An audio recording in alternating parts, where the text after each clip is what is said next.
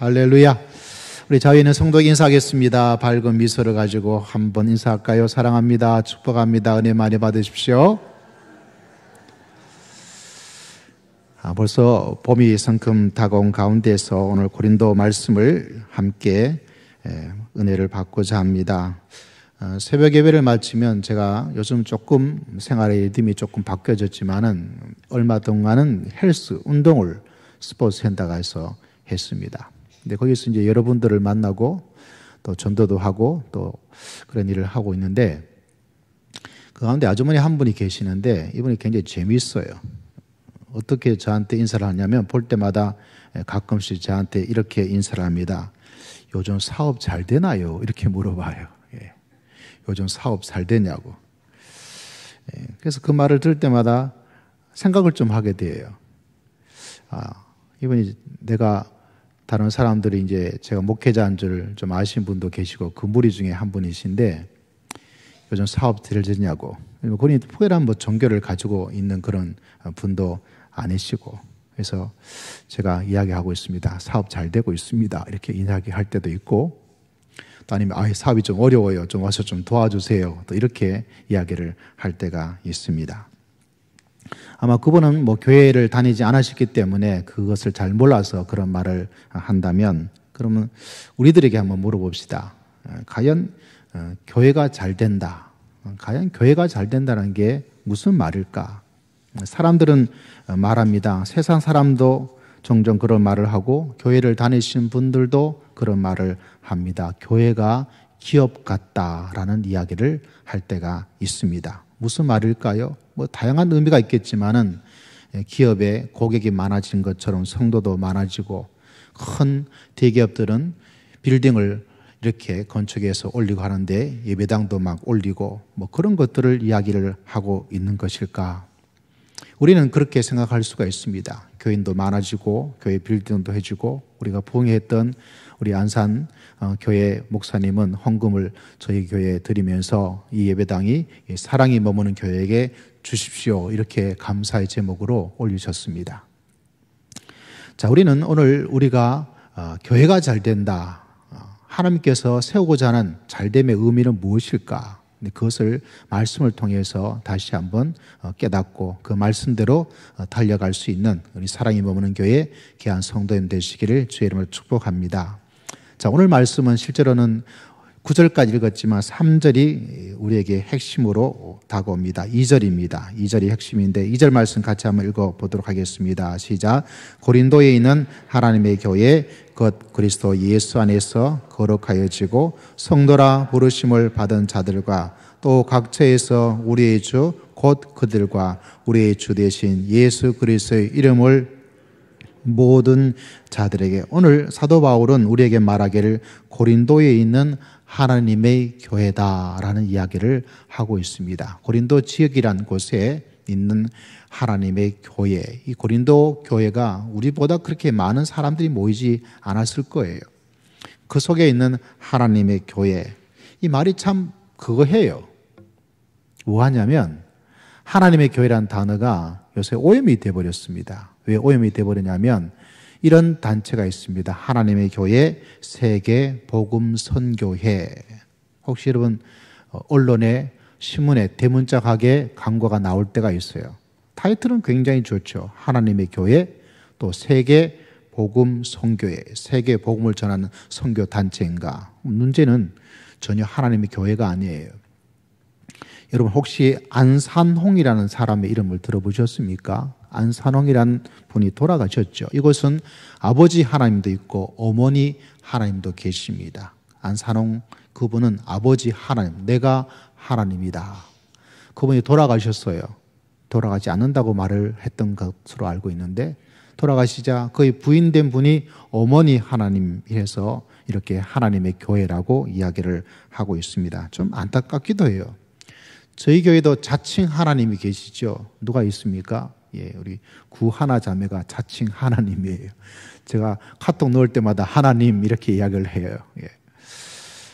근데 여러분 실제로 성경이 아버지란 단어를 쓸 때 조심하셔야 될 것을 이해를 하셔야 될 것은 그 아버지란 단어가 그러면 하나님이 남자인가요? 하나님이 남자라는 걸 말해주기 위해서 아버지라는 단어를 사용하고 있는 것이 전혀 아닙니다. 여러분, 아버지라 그러면 일반적으로 가지는 이미지가 뭐예요? 가족을 돌봐주고, 가족을 사랑하고, 가족에게 생계를 유지할 수 있도록 해주고, 아버지가 해야 될 일이 있잖아요.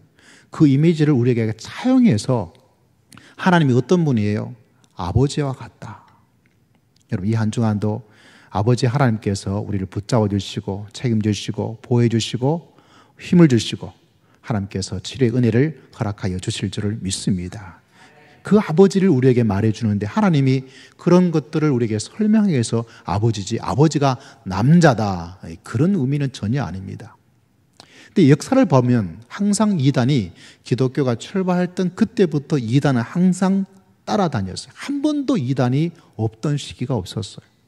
초대교회사를 제가 읽어보면서 항상 이단이 항상 나타나서 하나님의 몸된 교회의 진리와 또 그 속에서 파괴하는 그런 수많은 일들이 일어났습니다. 우리가 주일 예배 때마다 사도신경을 고백하죠. 처음에는 저도 이 사도신경이 사도들이 이렇게 고백되는 신경, 고백의 신학문을 만들어 놓고 돌아가신 줄 알았어요. 근데 역사책을 보니까 그거하고 전혀 아니에요. 여러분도 혹시 사도신경을 그렇게 알까봐 싶어서 제가 주보에 이게 언제 만들어졌다, 이 속에 있는 의미는 무엇이다, 또 신천지가 어떤 단어를 가지고 공격하니까 그게 아니다까지 조금 짤막하지만 설명을 해놓았습니다. 읽어보셨나요? 예, 안 읽어보셨다면 한번 읽어보십시오. 왜냐하면 이 사도신경이 만들어지는 300년 이후까지 수많은 이단들이 교회를 공격하고 진리를 왜곡시키고 잘못된 신앙의 진리를 이야기하다 보니까 그것에 대한 집대성을 해놓은 고백이 뭐냐면 바로 이 사도신경이 됩니다. 그래서 이 고백만을 우리가 핵심적으로 가지고 있어야 돼요. 이 고백을 하고 있는 사람만이 진정한 하나님의 백성이요 하나님의 교회의 성도가 되는 줄을 믿습니다. 왜냐하면 이 진리의 고백 위에 우리가 서 있는 것이죠. 근데 참 재미있는 것은 얼마 전에 제가 친례교 목사님하고 전화를 한번 했다잖아요. 한 긴 시간을 통화를 했어요. 근데 이분들이 이 목사님께서 말하기를 본인 교회도 여러 교파의 성도님들 오시는데 장로교 성도님들이 오시면 좀 이상하게 이야기하는 것이 한 가지가 있다는 거예요. 뭔가요? 물어보니까 제가 장로교 목사가 아니겠어요? 뭔가 하니까 침례교회는 물론 있는 교회도 있지만 예배 순서지에 사도신경이 없는 교회가 종종 있어요. 장로교에 계신 분들은 이 사도신경이 예배 순서에 꼭 있다 보니까 사도신경이 그러니까 사도들이 만들어준 것이다 생각해서 이건 꼭 고백해야 된다, 이렇게 예배 순서에 있어야 돼, 이런 습관적인 이런 생각들을 계속해서 가지고 있는데 침례교에 가서 보니까 그 교회는 없는 거예요. 그러니까 장로교회에서 오신 분들은 사도신경을 고백을 하지 않고 사도신경이 예배에 없네, 이거 이상한데, 이렇게 이야기를 하신 분이 종종 계시다 그럽니다. 여러분, 혹여나 우리가 멀리 이사를 가셔서 우리 교회에 같이 못 나오게 되시면 사도신경이 있는 교회도 있을 수 있고 없는 교회가 있을 수가 있어요. 그 사도신경은 사도들이 만든 고백이 아니라 사도들의 신앙의 고백을 기초로 해서 가진 신앙의 고백적 진리이기 때문에 침례교 같이 없는 교회가 있더라도 그 교회는 이상한 그런 교회가 아닐 것입니다. 여러분, 이단들이 득세를 하고 있는 이 시대 속에서 신앙적, 교리적 이단보다 더 무서운 게 뭐냐면 실천적 이단이에요. 제가 만든 단어예요. 실천적 이단. 자칫 잘못 우리는 교리적으로 잘못된 이야기를 계속하다 보니까 어떤 어려움이 있냐면 실천적인 그 말씀을 따라가지 않고 내 마음대로 살아갑니다. 이 안산홍이라는 이 하나님의 교회 세계복음선교회 그 홈페이지에 가보면 정중앙에 뭐가 나오냐면 엘리자베스 영국 여왕으로부터 자원봉사상을 받았다, 이게 나와요. 이 하나님의 교회 세계복음선교회 웹사이트에 가면 또 나오는 것이 뭐냐면 UN 중앙기급 긴급 구호기금 고위급 회당에서 교회는 첫 교회로서 초청을 받아 갔다, 그것이 화면 중앙에 나옵니다. 그리고 신문 이런 곳에도 하단 광고, 거기 굉장히 비싸요. 1억 넘는 광고비가 들었는데 거기도 이것이 실려서 우리 하나님의 교회가 영국 엘리자베스 그분한테 대단한 분이죠. 영국 요왕으로부터 봉사상도 받고 유엔으로부터 초청도 받았다. 이렇게 이야기를 합니다. 본인들이 가지고 있는 교리적 잘못된 것을 그렇게 실천적인 면에서 우리가 이렇게 많은, 이렇게 좋은, 이렇게 훌륭한 기관으로부터 상을 받았기 때문에 우리는 아무 문제가 없다. 이렇게 이야기를 하고 있다는 것이죠.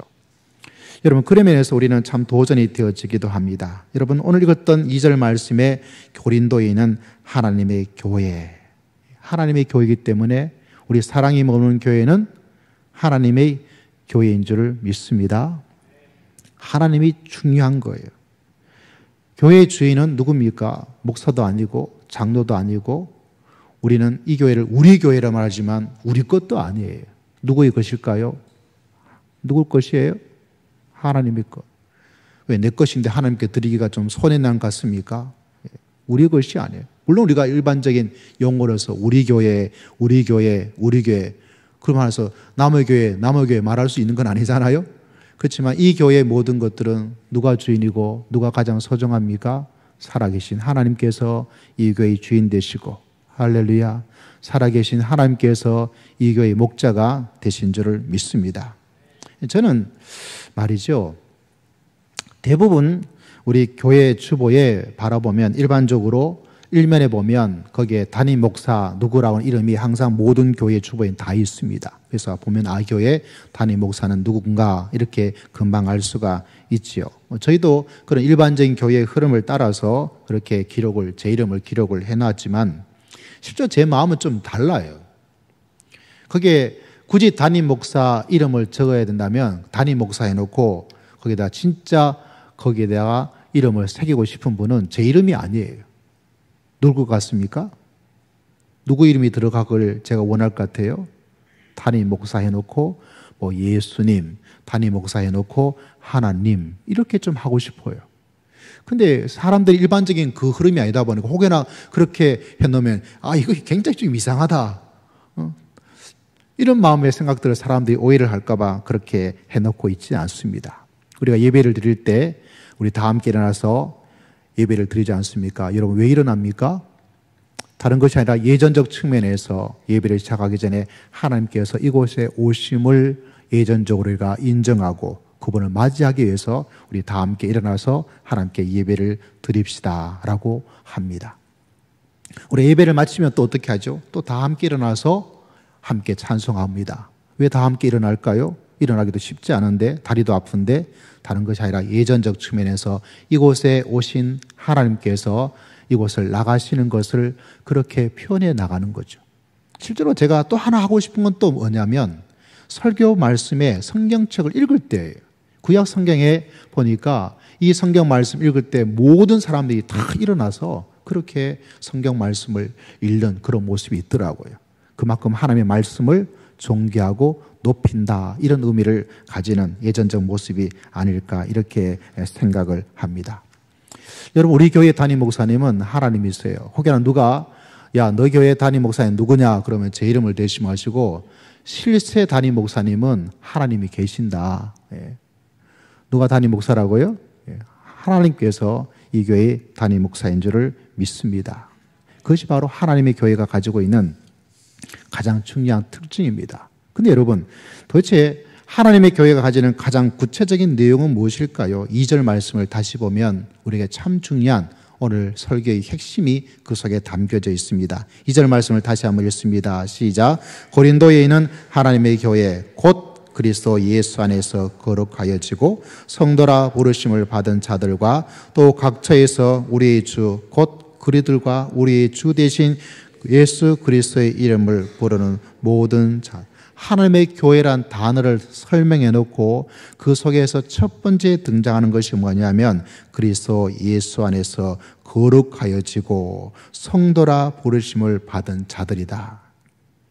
똑같이 반복되는 내용의 모습 가운데 하나가 뭐냐면 거룩이란 단어예요. 하나님의 교회가 가지고 있는 가장 큰 특징은 뭐냐면 교회가 거룩하다는 거예요. 할렐루야. 우리가 교회란 이미지를 가질 때 너무 오염이 되어버렸습니다. 우리가 믿음 생활하면서 오염이 되어버렸어요. 교회를 생각하면서 가장 먼저 기억해야 될 단어는 이 말씀을 보니까 하나님 안에서 거룩하여지는 거예요. 여러분, 그런 거룩한 교회가 되시기를 주의 이름으로 축복합니다. 어떻게 거룩해질 수가 있을까요? 예수 안에 있을 때, 그분 안에 있으면, 그분을 믿으면, 그분을 따라가면 우리 삶과 우리의 모든 것이 거룩하면서 그렇게 불려지는, 그렇게 살아갈 수 있는 놀라운 역사가 일어날 줄을 믿습니다. 우리는 참 더러워요. 그런데 예수님께서 우리의 모든 것들을 십자가의 보혈의 피로 깨끗하게 씻어주신다, 이렇게 이야기를 합니다. 우리는 아무리 씻어도 깨끗해질 수가 없어요. 지난주에 저는 우리 시찰의 목사님들, 가족들, 부부, 또 장로님 몇 분과 함께 한 30여 분이 문경을 제가 갔다 왔어요. 문경에 가서 봄바람을 좀 쐬고 왔습니다. 문경 가니까 뭐 하나 전혀 몰랐던 하나가 있는데, 다른 것이 아니라 탄광 박물관이 있더라고요. 우리나라 3대 탄광 중에 하나가 문경이었는데, 제가 경북 사람인데도 잘 몰랐어요. 가니까 박물관에 안내원 여자 하시는 분들이 이 탄광에 저희가 시간이 좀 없어서 한 20분, 15분 정도 이렇게 안내를 받고 설명을 드리면서 이렇게 보았는데 굉장히 흥미가 있었어요. 그 가운데 첫 번째 흥미가 있던 것 가운데 하나가 뭐냐면, 탄광이라는 이 광부들이 아침에 출근할 때 금기사항이 수십 가지가 있더라고요. 그 중에 하나가 뭐냐면, 광부들이 도시락을 가져가지 않습니까? 그 도시락을 가져가는데 도시락에 밥을 퍼야 될 거 아니에요. 그 금기사항 가운데 하나가 뭐냐면, 도시락을 풀 때 네 주걱을 푸지 않아야 돼요. 네 번째 주걱. 한 번 푸고, 두 번 푸고, 세 번 푸고, 네 번째 푸면 그 도시락 가져가지도 않고 출근도 안 한대요. 왜 네 번째는 안 될까요? 죽을 사자가 있어서 안 된다 그래요. 그래서 보면서 참 재밌다, 이런 생각을 했습니다. 근데 그분들의 이야기를 들으면서, 안내원의 이야기를 들으면서, 이 강부들이 보통 월급장에 3배, 4배를 받는 엄청난 돈을 벌었지만, 이 들어가고 나가고 하는 그 막장을 들어가고 나가면서 이 머리에 전부 다 검정색으로 씻고 씻고 씻고 씻고 또 씻고 또 씻어도 이게 지워지지가 않아요. 탄광촌에 그 당시에 외제 가장 비싼 화장품이 들어왔대요. 그것을 해도 안 지워진대요. 그러니까 계속해서 씻고 씻고 하지만은 완벽하게 깨끗해질 수가 없죠. 여러분, 영적으로 바라보면 우리가 비슷해요. 여러분, 믿음 생활을 하면 빛이신 예수님께서 우리 마음을, 우리의 삶을 확 비춰줘요. 그래서 보이지 않던 내 자신의 모습과 내 삶이 보이기를 시작합니다. 그러면 어떤 일이 일어날까요? 사도 바울은 자기를 점점 빛 가운데서 자신을 들여다보니까 이런 고백을 하게 되었습니다. 내가 죄인 중에 괴수이다. 저는 이 말이 참 너무너무 하고 싶어요. 그가 얼마나 하나님의 빛 가운데 거하였으면, 거룩 속에 들어갔으면 자기 자신을 소개하고 자기를 말할 때, 야, 내가 얼마나 엄청난 사람인 줄 알아. 내가 얼마나 훌륭한 사람인 줄 알아. 내가 얼마나 위대한 사람인 줄 알아. 내가 얼마나 많은 박사학위를 가지고 온 사람인 줄 알아. 내가 얼마나 많은 위대한 일을 한 사람인 줄 알아. 내가 얼마나 많은 교회를 개척한 줄 알아. 내가 하나님의 신비한 경험을 얼마나 많이 했는지 알아. 그에 대한 이야기는 별로 나오지를 않아요. 그가 빛 대신 예수 그리스도 안에 들어가니까 어떤 일이 일어납니까? 내가 죄인 중에 괴수입니다. 왜냐하면 그 거룩 속에 들어가면 나머지가 어두워서 보이지도 않고 볼 필요가 없어져요. 그리고 그 빛 가운데 들어가면 사람이 변화가 일어나기 시작합니다. 그 사람이 점점 이제 신사가 되어져요. 빛 가운데 들어가면 그 사람의 삶이 반듯해져요. 빛 가운데 들어가는 거룩한 삶을 살게 되면 그 사람의 품위가 있는 모습을 가지게 되어집니다. 삶에 신중해져요. 삶이 진중해져요. 그 사람의 얼굴 속에 눈물이 있어요. 눈물만 있는 것이 아닙니다. 그 사람의 얼굴빛이 빛을 발휘하는 기쁨으로 살아가는 놀라운 역사를 하나님께서 허락하여 주시는 줄을 믿습니다. 그 외에는 우리가 드리는 찬양 가운데 이름도 없이 빛도 없이 감사하며 섬기라는 찬양이 있습니다. 그 사람은 빛이 없고 그 빛 속에 들어가기 때문에 이름도 없이 빛도 없으면 없을수록 더 감사해요.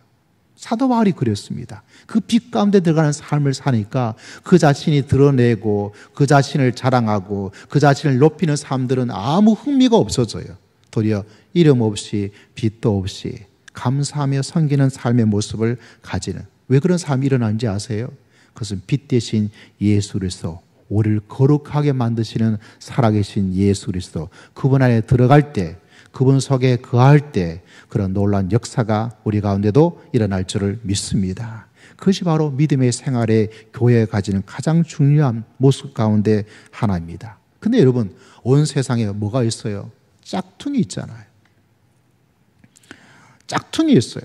요새는 워낙 짝퉁도 진짜보다 더 잘 나오는 짝퉁도 없지 않아 있는 것 같은데요. 그럼에도 불구하고 거룩도 짝퉁이 있어요.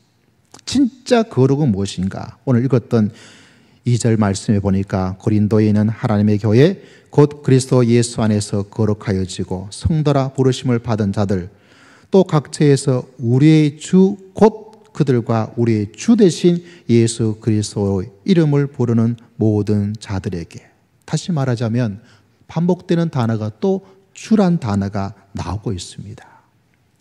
예수 그리스도를 주님이세요. 여러분, 예수님을 주님이십니다. 예수 그리스도가 여러분의 주인이십니다.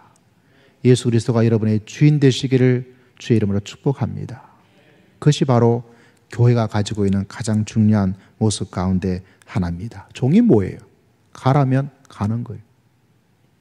서라면 서는 거죠. 여기 있으라면 있는 것이고, 저기 가라면 저기 가는 것이고, 가만히 있으라면 가만히 있는 것이고, 가자면 가는 것입니다. 이스라엘 백성이 광야에서 그랬어요. 구름기둥, 불기둥을 따라서 움직일 때 움직이고 움직이지 않을 때는 움직이지 않는 것이 바로 진짜 거룩입니다. 우리 모두가 이런 모습으로 믿음의 길을 걸어갈 수 있는 주님의 귀한 백성 되시기를 주의 이름으로 축복합니다. 믿음의 조상 아브라함이 뭐였죠? 너희 본토 친족집을 떠나 가라. 가버려요.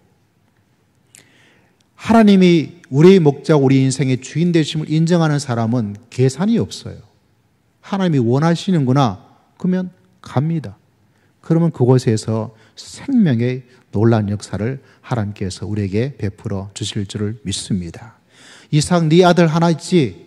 자식이 얼마나 소중합니까? 자식을 버릴 수 있는 부모는 별로 많지 않아요. 거의 없어요. 제가 아는 어떤 분이 핸드폰에서 고양이 사진을 보여주더라고요. 굉장히 예뻐요. 근데 고양이 사진을 보여주는데 이 고양이를 어떻게 얻게 되었냐 그러니까 어미 고양이가 3마리를 자기 집에 주고 갔대요. 제가 듣기로는 어머니 고양이가 자기 자식을 이렇게 버리는 것처럼 하는 것이 흔하지 않은 거로 제가 들었는데 왜 그러냐 물어보니까 그 고양이가 자기가 보호할 수 없을 정도로 뭔가 위기와 어려움이 있다면, 자기가 돌볼 수 없는 상황이 된다면 그때는 자식도 이렇게 두고 간다, 이런 이야기를 하더라고요. 아, 그게 그런가. 동물도 그런 모습이 있어요. 근데 사람에게 너희 자식을 바쳐라 말할 때 주저하지 않아요. 왜냐하면 거룩과 종의 모습을 가지고 있는 사람의 모습 가운데 하나죠. 요셉 보십시오. 감옥에 가 있어. 하나님께서 직접 말씀하지 않더라도 그 상황 가운데 믿음의 길을 걸어다 가게 되니까 왜 나를 보냈습니까? 그 말이 없어요. 그게 종된 사람의 모습 가운데 하나입니다. 사도 바울이 복음을 전하다가 매를 맞고 좋은 일을 했음에도 불구하고 음모에서 감옥에 가게 되었습니다. 하나님, 나 왜 감옥에 보내는가요? 밖에 나가서 전도하고 선교하고 믿음의 길을 가는 거 훨씬 더 나을 텐데, 내가 잘 되어서, 내가 부자가 되어서, 내가 축복을 받아서 사람들에게 내가 예수 그리스도를 믿으면 이렇게 축복받고 이렇게 잘 됩니다, 이렇게 하는 것이 훨씬 더 낫지 않을까요? 그건 우리의 생각이에요. 하나님께서는 감옥에 가라 그러니까 가는 거예요. 거기에 있는 거예요. 그리고 뭐 합니까? 하나님의 그 놀라운 모습을 기억하며 사도 바울은 하나님께 찬송을 불러버렸어요. 이게 무슨 모습입니까? 거룩과 주님의 예수 그리스도의 종으로 살아가는 삶의 모습인 줄을 믿습니다. 어떤 성도님이 저한테 물었어요. 목사님, 저희 아이가 있는데 이제 지방에서 올라가는데 좋은 교회에 있으면 좀 소개시켜 주세요. 이렇게 저한테 물었어요. 저쪽에 좀 멀리 있어서 좋은 교회가 있으면 그쪽에 좀 소개시켜 주었으면 좋겠습니다. 이런 이야기를 합니다. 전 그때마다 고민이 되어져요. 과연 좋은 교회는 어떤 교회일까? 당신이 찾고 있는 그 좋은 교회는 어떤 교회를 말하고 있는 것일까? 여러분, 하나님의 말씀을 바라보면 좋은 교회는 바로 2절 말씀인 것처럼 거룩한 교회. 좋은 교회는 그리스도 예수 앞에서 종으로서 살아가는 그 모습을 가지고 있을 때 그 교회가 가장 좋은 교회인 줄을 믿습니다. 저는 우리 교회가 이런 가장 좋은 교회가 되기를 소망하고 우리 모든 성도님도 이런 좋은 교회로 살아갈 수 있는 그런 특별한 하나님의 백성들 되시기를 주의 이름으로 축복합니다. 그게 바로 좋은 교회에 가지고 있는 삶의 모습 가운데 하나입니다. 여러분, 예수님께서는 이렇게 말씀하셨습니다. 의에 줄이고 목마른 자는 복이 있나니 그들이 배부를 것입니다. 의에 줄이고 목마른 자는 하나님께서 그 굶주림을 채워주시는 하나님의 놀라운 역사를 만나게 될 것이다. 이렇게 이야기를 하고 있습니다. 다시 말하자면 거룩을 따라 살아가는 사람들에게는 하나님의 채워주심의 그 놀라운 신비한 역사를 하나님께서 베풀어 주신다는 거예요. 여러분, 유대민족을 보십시오. 나라가 없는 가운데서 전 세계 그 유럽 지역에 다 쫓겨나 버렸어요. 완전히 없어졌습니다. 여러분, 우리나라가 겨우 36년 동안 나라를 잃은 서름을 가지고 있는 그때에 수많은 사람들이 어떻게 살았습니까? 일본에 동화가 되어지고 그렇게 살았어요. 겨우 36년이에요. 유대민족은 더 긴 시간 동안 전 세계에 다 흩어졌습니다. 그럼에도 불구하고 지금 우리나라에 세계 노벨상이 몇 사람이고 세계 경제를 지배하고 있는 사람이 유대인이다, 이런 책들과 이런 이야기가 나오고 있는데 그렇게 가짜 이야기는 아니에요. 도대체 이 유대민족이 나라를 그렇게 오랜 기간 동안 없어서 흩어진 그 사람들이 모이는 것도 그렇고 그 사람들이 어떤 특징을 갖고 있기에 이 세계 속에서 이렇게 많은 영향을 끼치게 될까? 여러분, 왜 그런지 아세요? 그 사람들은 하나님의 말씀을 따라 먹는 것조차 이것이 먹을 것인지 먹지 않을 것인지 마셔야 될 것인지 마시지 않을 것인지 그 삶 속에 거룩을 추구하는 모습을 가지고 있기 때문에 그런 거예요. 그 거룩이 그렇게 강력한 힘을 가지고 있습니다. 여러분, 우리가 지금 한국교회가 1000만의 성도를 가지고 있다는 이 단계까지 오기까지 이 기독교의 복음이 처음에 예수 그리스도를 믿었던 사람들은 많지도 않아요. 그 극소수의 사람이었습니다. 처음 나타나자마자 이 기독교의 성도들이 받았던 박해와 받았던 고난은 이런 말로 다 할 수가 없었어요. 십자가에서 매를 맞는 정도가 아니라 십자가에서 죽은 사람들이 얼마나 많았으면 역사의 기록에 제발 기독교인을 불태워서 죽는 십자가, 왜 냄새가 너무 역겨운 거예요. 시체 타는 냄새를 맡고 있는 거는 이런 말로 다 할 수 없는 냄새를 가지고 있는데 그렇게 죽은 사람이 그렇게 많았어요. 그 박해 속에서 터키에 가면 땅굴로 막장에 들어간 그보다 더 깊이 들어갔어요. 더 깊이 들어가는 그 속에서 그렇게 믿음을 지켰습니다. 왜 그 믿음을 지켰습니까? 거룩을 유지하기 위해서. 근데 그 거룩을 유지했던 교회가, 믿음의 그 극소수의 사람들이 유럽을 바꾸어 놓은 거예요. 왜 그런지 아세요? 거룩의 힘이 고난을 이기고 거룩의 힘은 질긴 잡초처럼 생명력을 가지고 있기 때문에 그래요. 우리나라 교회가 이제까지 성장하면서 교회 다닌다면 특징 가운데 하나가 뭐냐면, 지금은 많이 많았지만 술 먹지 말고 담배 피우지 말라 그랬어요. 이것이 거룩을 가지고 있는 가장 중요한 일 가운데 하나가 교회가 가지고 있는 모습이었습니다. 지금도 그 전통은 그렇게 쉽게 없어지는 것이 아닌데, 그러나 그것이 불편하기도 해요. 그런데 그 거룩의 술과 담배란 그것이 이 한국교회를 만든 힘이 되었습니다. 어떤 사람은 나 술 먹지 않고 담배 피우지 않는다 그러니까, 그래 너 한번 무너뜨려 보겠다, 너 한번 당하나 안 당하나 보나, 내가 너를 정복하고 무너뜨리나 보나, 그런 일 속에서 공격을 하기도 했어요. 또 반대로 야, 이 양반 믿음 생활 제대로 하려는 거나 보나, 나쁜 일 있으면 그 양반 교회 다닌다 그러는데 술도 담배도 안 하는 거 갖다가 저렇게 버티는 인간인데 끼어들었다가 혹여나 또 들통나고 혹여나 고발하면 골치 아프다, 아예 끼워주지 말자. 그 거룩이 술 담배가 그렇게 만든 거예요.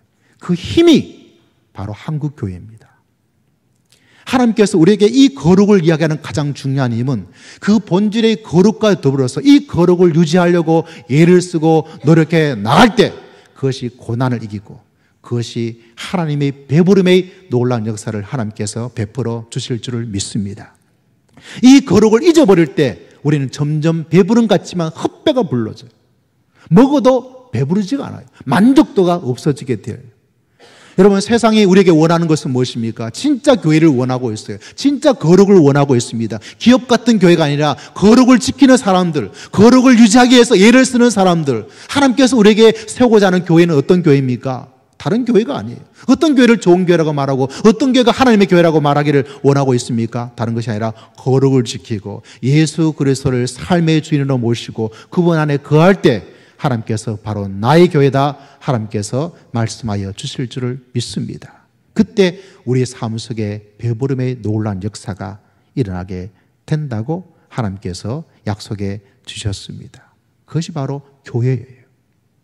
저는 우리 사랑이 머무는 교회가 이런 하나님의 교회, 거룩한 교회, 예수 그리스도의 주인으로 모시고 살아가는 하나님의 귀한 교회가 되기를 주의 이름으로 축복합니다. 그때 하나님께서 역사하시는 것들은 또 이런 말로 다 할 수가 없게 될 것이죠. 여러분, 거룩해야 되는 거예요. 교회의 가장 중요한 교회, 가장 좋은 교회는 거룩한 교회예요. 그 교회가 거룩을 위해서 몸부림치는 교회, 그 교회가 가장 좋은 교회입니다. 거룩을 위해서 희생하지 않는 교회, 거룩을 위해서는 주님이 말한다면 그저 아멘, 그저 실행하는 그 교회, 그 교회가 가장 좋은 교회예요. 저는 우리 사람이 모으는 교회가 하나님께서 보시기에 가장 좋은 교회로 세워주실 줄을 믿습니다. 우리 모두가 이런 거룩을 향해서 믿음의 길을 달려가서 우리 삶 속에도 어떤 고난과 고통 속에도 승리하며 이길 수 있는 하나님의 귀한 교회, 하나님의 귀한 성도, 그래서 우리가 하나님께 정말 감동을 드릴 수 있는 그런 귀한 교회로 거듭나고 발전해 나갈 수 있는 주님의 귀한 교회 되기를 주의 이름으로 축복합니다.